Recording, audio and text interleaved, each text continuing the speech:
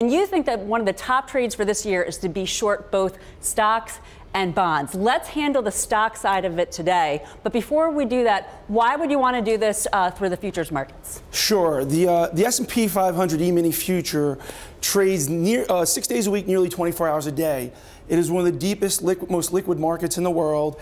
And the futures market allows you flexibility because it affords leverage and low transaction costs. Okay, so that's the why. Let's hop into the Bloomberg now and take a look at the E-mini S&P 500 futures contract table, which most professional traders use. Can you talk to us about this and outline your trade using this contract table? Sure. On the Bloomberg terminal, when you hit CT and you get the contract table up, you can see E-mini futures, they have quarterly expirations, right? The most liquid, most active contract is going to be this front month, March 2018 contract, right? And if you see over there the open interest and the volume, it's very active, very liquid. So if you want to sell futures, you could sell this contract. If you want to extend the trade beyond expiration, you would just roll the contract forward. And so for me, at least, I would think of professional traders as using this. But this is for retail investors using futures as well. Can you talk to us about why? We've seen this democratization of financial markets that's occurring. So you're seeing many retail brokerages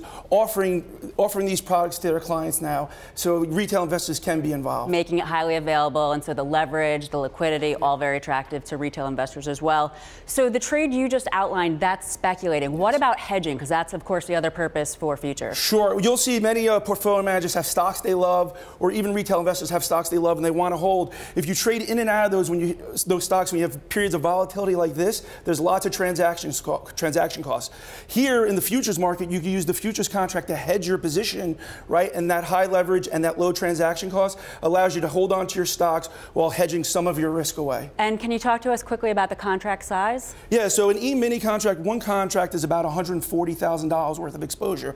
It's 50 times the price level of the S&P 500 index. Gotcha. And relative to the volatility, we're seeing it today. We were at one point slightly higher in the S&P 500, but down at this point nearly 1%. So you continue to expect to see this sort of downside? I expect to see more weakness, but again, I think that hedging aspect's key for people who want to remain long their stocks. You can use this as a way to reduce your risk, reduce your exposure while hanging on to those stocks you really like.